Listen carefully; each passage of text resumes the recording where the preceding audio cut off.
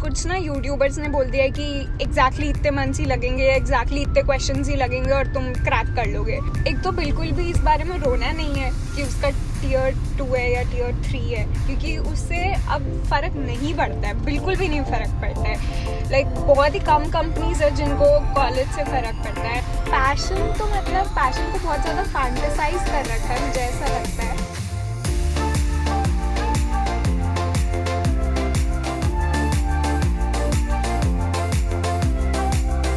Hello everyone and welcome back. मैं हूं हर्ष शर्मा और आज मेरे साथ है यहाँ पर Urvi Goyal, also known as आपकी फेमस उर्वी दीदी। तो उर्वी से आज कुछ पूछेंगे। उर्वी 2 टाइम माइक्रोसॉफ्ट में इंटर्न कर चुकी है और अभी एक फुल टाइम एम्प्लॉय भी बन चुकी है। साथ साथ बहुत सारी चीज़ें उर्वी ने की हैं, काफ़ी बच्चों को मेंटर भी किया है। तो आज सीधा उर्वी से बात करते हैं, उसकी जर्नी के बारे में जानेंगे और लास्ट में पूछेंगे कि कैसे प्लेसमेंट के लिए प्रिपेयर करा जाता है सभी बच्चों के लिए। तो स्टार्ट करते हैं। तो हेलो उर्वी, सबसे पहले तो ये बताओ, इंजीनियरिंग आपने चूज़ करी, उसमें भी कंप्यूटर साइंस इंजीनियरिंग, IGDTU कैसे आया? आई डोंट थिंक वो बहुत ज़्यादा प्लान डिसीजन था मेरे लिए। मुझे पता था कि मुझे इंजीनियरिंग करनी है, तो इसलिए 11th-12th में इंजीनियरिंग ली थी। और उस टाइम मैंने कंप्यूटर साइंस भी नहीं ले रखी थी, मैंने इकोनॉमिक्स ले रखी थी, क्योंकि उस टाइम पता नहीं इकोनॉमिक्स में इंटरेस्ट आया था। फिर जब मार्क्स वार्क्स आ गए JEE मेंस के, तब देखा कि कहाँ एडमिशन हो सकता है। एंड उस टाइम मुझे लगा कि यार हर कोई तो कंप्यूटर साइंस ही ले रहा है और मेरे घर में कोई है भी नहीं इंजीनियर, तो कोई था नहीं गाइड करने वाला। तो जिनसे भी दोस्तों वगैरह से पूछा, सब ने यही बोला कि कंप्यूटर साइंस में ही स्कोप है। तो ऐसा लाइक कि ठीक है कंप्यूटर साइंस ही ले लेते हैं। उस टाइम मेरे को कंप्यूटर साइंस मिली भी नहीं थी IGDTU में, मेरे को IT मिली थी। फिर मेरा फर्स्ट ईयर के मार्क्स के बेसिस पे मेरा अपग्रेडेशन हुआ था जब मैं सेकेंड ईयर में आई थी टू कंप्यूटर साइंस। ओके, तो जैसे आपने बोला कि 11th-12th में इकोनॉमिक्स ली थी, लेकिन बाद में आपका पूरा करियर अभी कोडिंग की फील्ड में है। तो काफ़ी बच्चे सोचते हैं कि मेरे को मेरा पैशन नहीं मिला है, वो फॉर द पैशन। तो अपने केस में आप थोड़ा सा बच्चों को बताओ कैसे ये चीज़ होती है। पैशन तो मतलब पैशन को बहुत ज़्यादा फैंटेसाइज कर रखा है, मुझे ऐसा लगता है। ऐसी कोई चीज़ नहीं है कि लाइक तुम एकदम से डिसाइड कर पाओगे कि मुझे अपनी पूरी लाइफ के लिए यही करना। मुझे भी नहीं पता कि मैं पूरी ज़िंदगी कोडिंग कर सकती हूँ या नहीं। अभी मुझे बस इसमें मज़ा आ रहा है तो मैं ये कर रही हूँ। बाद में हो सकता है किसी और चीज़ में मज़ा आ रहा हो तो वो करूँगी। 11th-12th में इकोनॉमिक्स में मज़ा आ रहा था तो वो कर रही थी। ओके, और जैसा हम देख सकते हैं कोडिंग में आने के बाद Microsoft one of the like top companies मानी जाती है कोडिंग में, उसके अंदर हो चुका है। तो माइक्रोसॉफ्ट में कैसे पहुँचे और क्या वही स्टार्टिंग से एक बड़ी कंपनी निकालनी है? हाँ, और इसकी भी फ़नी स्टोरी है। मतलब फ़नी तो नहीं है बट हाँ, लाइक जब मैं कॉलेज एंटर किया था तो हमें पता नहीं था कॉलेज के बारे में ज़्यादा कुछ। बस सीनियर से ये पूछा कि कौन सी कंपनीज आती है और सबसे ज़्यादा पैकेज कौन सी कंपनी देती है। तो उस टाइम माइक्रोसॉफ्ट ही थी जो सबसे ज़्यादा पैकेज दे रही थी हमारे कॉलेज में। तो वी लाइक कि ठीक है, बस फिर यही निकालनी है, जो बेस्ट है वही करना है। तो उस टाइम तो मतलब आइडिया भी नहीं था कि अच्छा और भी कंपनीज हैं जहाँ पे ट्राई कर सकते हैं। तो ऐसे like I set my goal to Microsoft. And Microsoft में मेरी एक सीनियर ने बताया था कि माइक्रोसॉफ्ट सेकेंड ईयर में आता है हमारे कॉलेज में, माइक्रोसॉफ्ट कोडेस के थ्रू इंटर्न्स हायर करने। तो बस मेरे को वही था कि बस वो निकालना है कुछ भी करके। And that's how I entered Microsoft. Okay, so college में आने के बाद इनिशियल ईयर्स के अंदर फर्स्ट सेकंड ईयर में जब लाइक सेकंड ईयर के बाद कंपनीज आती है, तो इन 2 सालों में प्रिपरेशन करी होगी आपने कोडिंग की। तो क्या क्या गलतियाँ करी और क्या क्या चीज़ें ऐसी थी जो आपने सोचा कि हाँ ये मैं ठीक कर लिया, इसलिए शायद मैं एक सक्सेसफुल करियर कर सकती हूँ? If I start with the mistake, तो ये मिस्टेक आई थिंक मैं पहले भी बात कर चुकी हूँ इस बारे में। मेन मिस्टेक ये है कि जब लोग कोडिंग करते हैं और फिर वो डिस्ट्रैक्ट हो जाते हैं काफ़ी चीज़ों से, जैसे कि वेब डेवलपमेंट, उन्हें लगता है कि ये कर लेते हैं, ऐप डेवलपमेंट कर लेते हैं या मशीन लर्निंग कर लेते हैं। और फिर वो चीज़ जब तुम स्टार्ट करते हो ना, तो वो एप्लीकेशन बेस्ड होता है, तो उसमें तुम्हें ऑब्वियसली थोड़ा ज़्यादा इंटरेस्ट आता है क्योंकि तुम्हें उसका आउटकम साथ के साथ दिख रहा होता है। कोडिंग का तुम्हें DSA क्वेश्चंस करने का शायद उस टाइम आउटकम नहीं दिख रहा होता है, तो लोग उस वजह से DSA करना छोड़ देते हैं। मैंने भी बीच में DSA करना छोड़ दिया था जब मैंने डेवलपमेंट स्टार्ट करी।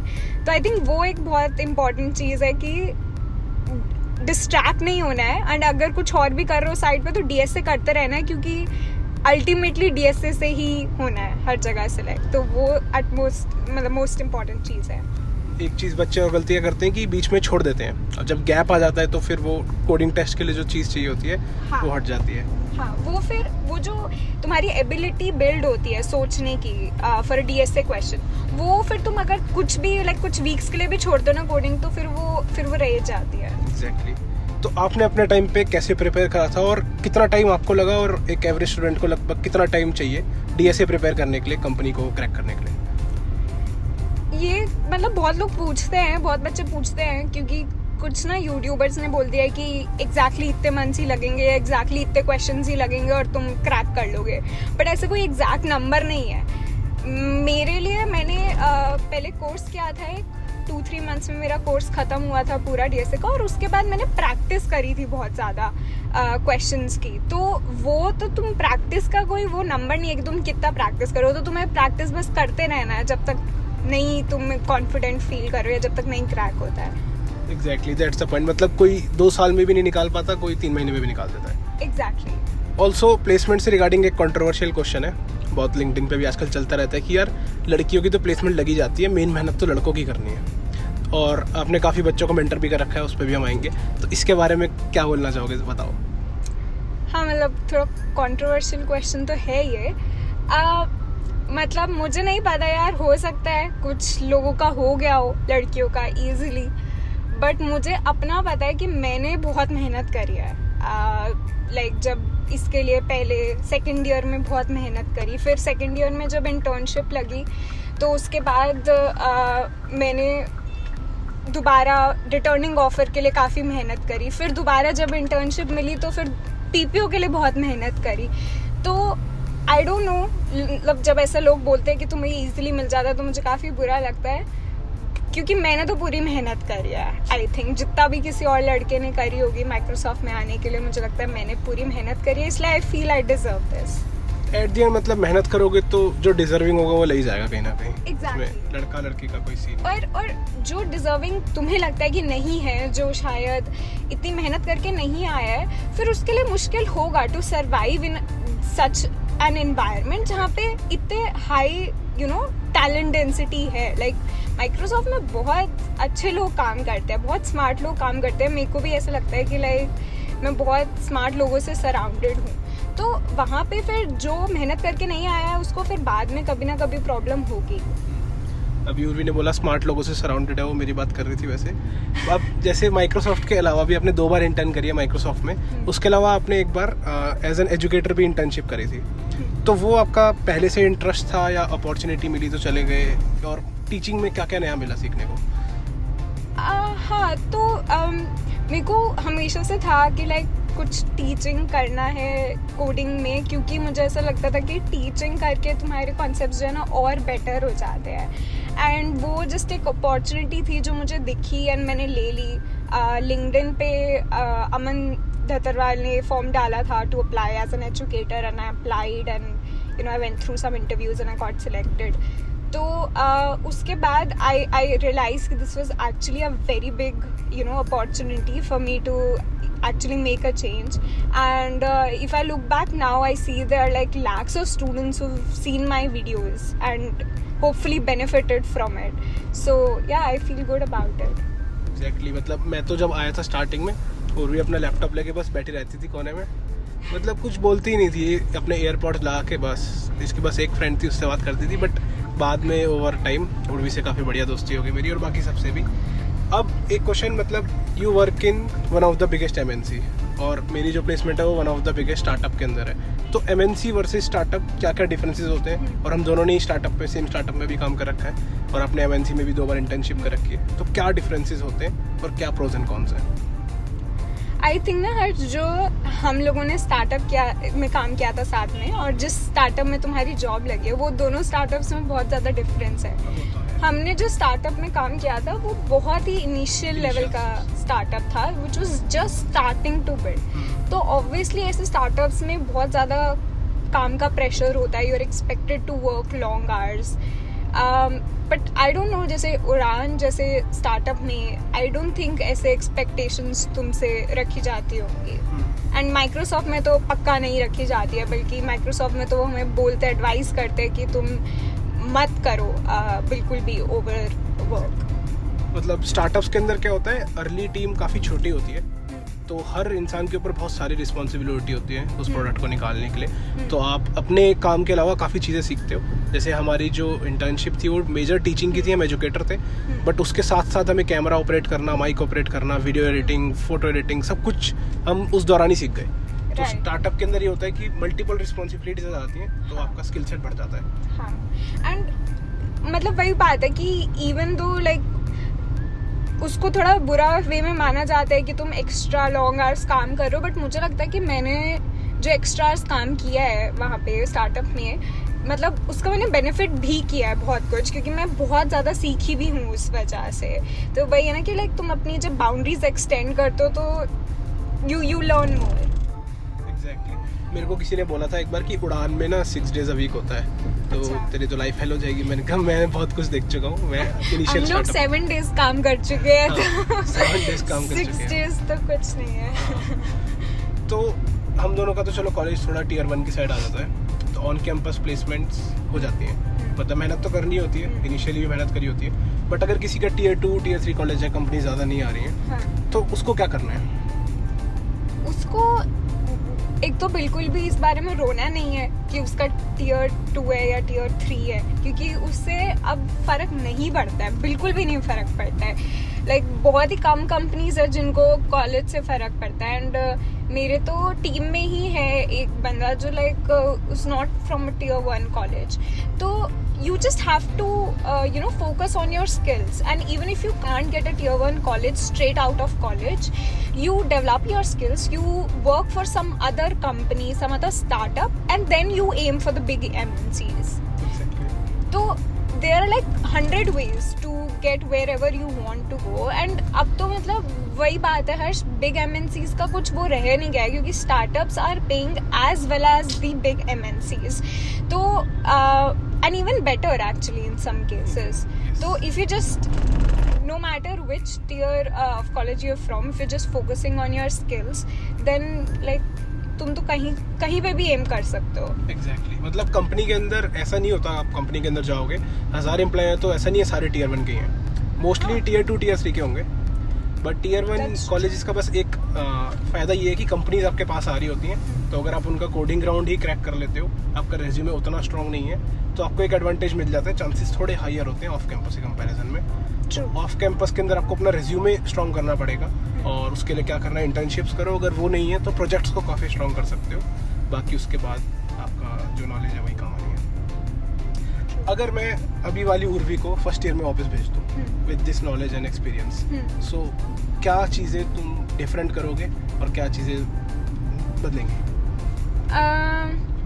आई थिंक सबसे पहले तो मैं थोड़ा जल्दी स्टार्ट करूँगी कोडिंग। मैंने फर्स्ट ईयर में I just spend time on थोड़ा like enjoying myself and friends के साथ घूमना इधर उधर, तो मैंने कोडिंग पे फर्स्ट ईयर में ध्यान नहीं दिया था। सेकेंड ईयर में फिर मेरे को एकदम से रियलाइजेशन आई थी कि यार बहुत डिफ़िकल्ट है, पढ़ना पड़ेगा।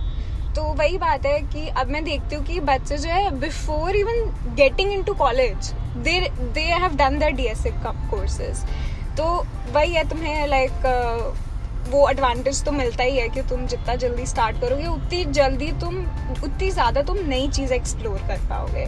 Like I have explored web development, app development, but there are so many like technologies which are coming up, like blockchain, Web3, ये सब नहीं किया मैंने इतना एक्सप्लोर। सो आई थिंक लाइक अगर मैं कोडिंग वाला पार्ट थोड़ा जल्दी कर लेती तो मेरे पास और चीज़ें एक्सप्लोर करने का और ज़्यादा टाइम होता कॉलेज में। एक मैं थोड़ा सा ऑफ टॉपिक क्वेश्चन पूछता हूँ, लाइक आजकल जो ये वेव आई है ना नई कंटेंट क्रिएशन वाली, एक टॉक्सिक हसल कल्चर स्टार्ट हो चुका है कि बस पूरे दिन मेहनत करनी है, 20 घंटे काम करना है, ये मज़ा, सारा पैसा उठा के इन्वेस्ट कर दो, पूरे दिन बस काम करो कुछ, और जॉब वॉब मत करो, सिर्फ स्टार्टअप ही है जो है। तो इसके ऊपर थोड़ा सा इंसाइट दो कि आजकल बच्चे ऐसे हो गए हैं कि स्कूल ड्रॉप आउट करने के लिए रेडी है बच्चे कि मेरे को तो स्टार्टअप करना है। तो इसके ऊपर बताओ कि क्या जॉब, स्टार्टअप और 20 घंटे वर्क ही करना होता है, मज़े भी करने होते हैं? वही है ना कि कुछ जो सक्सेसफुल लोग हैं उन्होंने आकर बोल दिया है कि उन्होंने ऐसे स्कूल ड्रॉप आउट कर दिया, कॉलेज ड्रॉप आउट कर दिया, बट ये लोगों को वो नहीं दिख रहे ना, फेलियर स्टोरीज नहीं दिख रही ना। तो वो भी चीज़ आई थिंक लोगों को कंसिडर करना चाहिए कि सिर्फ सक्सेस स्टोरीज नहीं है, and school education and college education मुझे तो लगता है कि बहुत ज़्यादा इम्पॉर्टेंट है. लाइक लोग बोलते हैं, लाइक आजकल मैंने ये भी देखा कि कॉलेज एजुकेशन को ना लोग कुछ मानते नहीं है. देयर लाइक कि college is a waste of time और ये वो. बट मुझे ऐसा लगता है कि मेन जो डिफरेंस है फर्स्ट ईयर उर्वी और फोर्थ ईयर उर्वी में, वो उस कंप्यूटर साइंस रिलेटेड नॉलेज में तो है ही, बट उसके अलावा जो पर्सनालिटी डेवलपमेंट है वो मेरी घर बैठे बैठे हो ही नहीं पाती. मैं ऐसे बात कर ही नहीं पाती अभी कैमरा पे, अगर मैं घर पे ही बैठी होती, कॉलेज नहीं जाती.